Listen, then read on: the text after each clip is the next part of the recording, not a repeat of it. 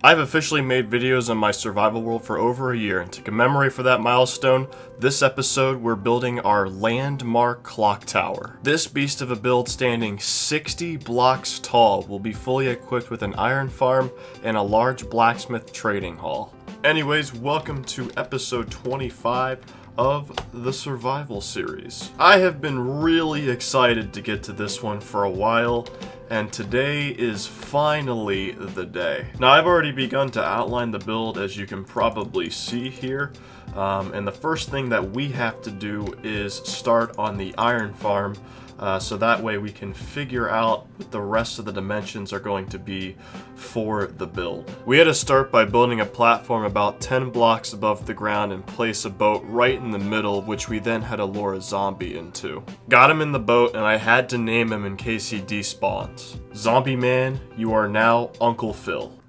Look at this guy. Afterwards, we had to get a little clever trying to place glass around the boat due to its extended hitbox. Now for the grueling task, which is setting up 3 small chambers and getting villagers inside all of them. I improvised a way for the villagers to pathfind easily and eventually get inside each chamber. Then we placed walls, a couple lanterns, and some water on and around the platform where the iron golems will spawn on top of. All we had left to do was make a removal area for killing the golems and collecting their drops when they're killed. For those wondering, this is the new 1.20 iron farm design by Waddles himself. Link to his channel is in the description below if you want to go check him out and build this farm for yourself, as it's one of, if not the most essential automatic farms to have in your survival world within the game. Alright, so let's go ahead and remove these little glass bits here so the iron golems can start spawning in like so. Oh yeah. Oh yeah, oh yeah. Alrighty, so iron farm done. So now we have to start gathering materials to start building the exterior of this thing.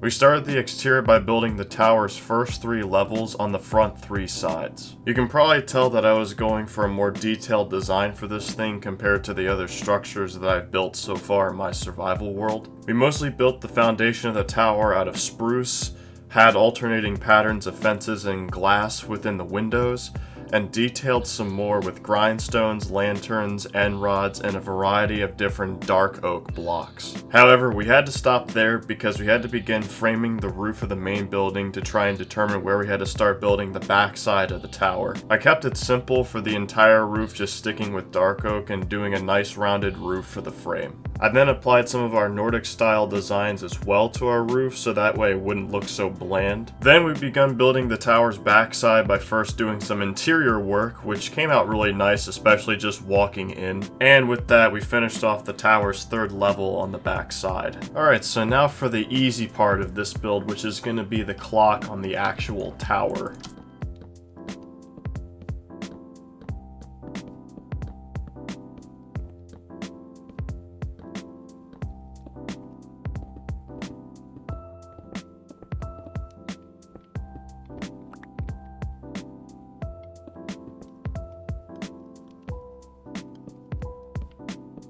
Next, we had to do the roof on the top of the tower. I wanted to go very bold and abstract for the top of this thing compared to what we've done before, and make it so that it's actually a build that would have a lot of character within my survival world to this point. Eventually, it came out as I'd hoped, which was awesome. It kind of looked like a wizard's hat, but it had this fantasy, medieval vibe to it as well, which was great. Alright, let's put down an end rod for the extra glow at nighttime. And then we gotta put a lightning rod on the very tippy top of this thing, because why not? Alright, let's see how this thing looks. Oh man, this looks really, really cool. Are you serious? How did I get here? But yeah, tower done. This thing is looking absolutely epic. So now it's time to do the exterior of the main building we got here. And we're gonna do these little oddly shaped sections first, right here in the front, just to kind of get them out of the way so we don't have to deal with them later.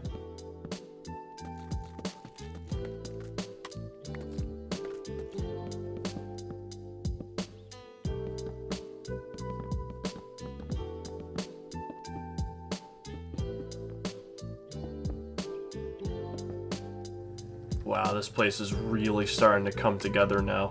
I'm gonna take this design we did on the side of the first level of our tower, and then apply it to all of these 7 block sections going around the rest of the exterior. We also have this above layer on the back here, but you guys will see what I end up doing for that.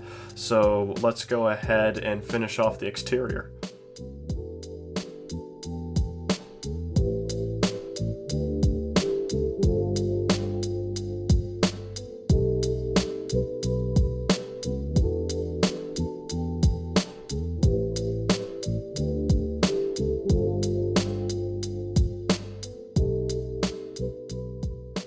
Alrighty, exterior done, and man, this place just looks absolutely gorgeous from a distance. We did a lot of design work on this exterior here, and I think it came out as one of our best exterior builds to date. I think if you go back through like all of the earlier episodes in the series, you can definitely tell, at least now, that my building has definitely evolved and gotten so much better since that point. We can also go up the tower as well, and this spiral staircase leads all the way up to the storage area for all of our iron that we end up collecting and trade away within this trading hall. We actually got a little polar bear that spawned in somewhere like within this forest over here in like an ice block or something.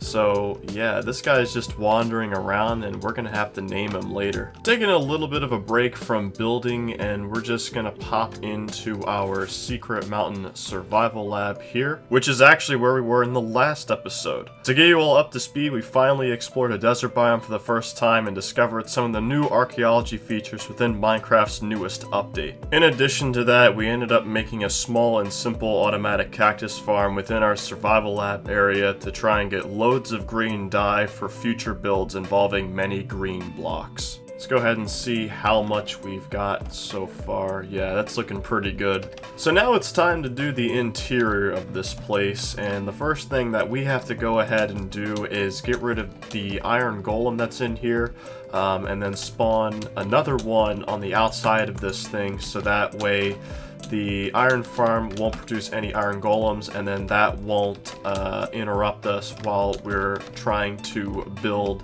the inside of this place. And I'm gonna go ahead and summon him in right here.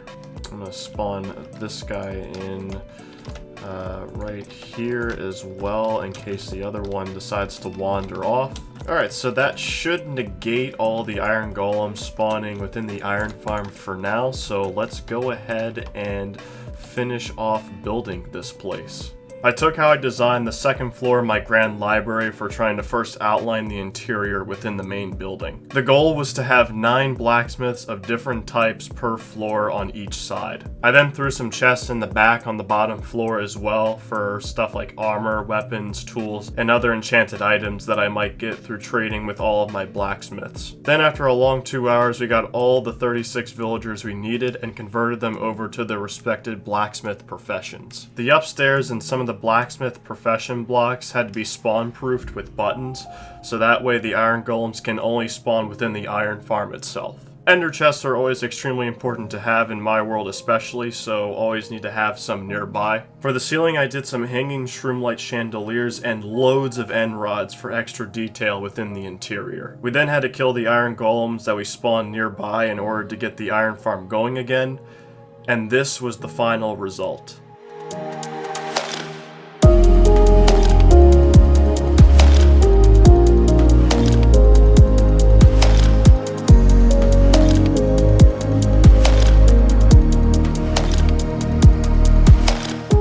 This place is awesome. I'll end up maxing out most of our blacksmiths we have in here by the next episode, but we already have the iron trade here. 4 iron for 1 emerald. And that's actually one of the best trades in the entire game, which is why we set this thing up in the first place. So we actually, because of the zombie within the iron farm, we can actually get discounts on these guys as well. Filling in the extra nooks and crannies that were left in this place, and I added these little enchantment rooms behind both of the staircases here. And then I added some cobwebs in and around most of the walls and ceilings just to add extra detail and make it a bit more lifelike. And another little epic detail we did as well, since this is a very special building on my world, is that we did a little statue of Thor's hammer Mjolnir right in front of it as well. For the purposes of lore on this world, I've already given this place a name as well, and it's going to be called the Timitarn, which is Old Norse for both time and tower. But yeah, I did a lot of research. I really like the name that I picked out for this place. It kind of has a nice ring to it. And it definitely relates to a lot of the builds that we have done on this world, which are very Nordic and Viking style-esque. But yeah, this was like one of the coolest projects that we have done like on this world, like period. Flying over here is what we're going to be doing in the next episode right by our Sweetberry Snow Globe, which is actually a bigger project, and it's going to be our one chunk slime farm. But yeah, you can tell I've been hollowing this thing out, and it's been a bigger project on my bucket list for a while now.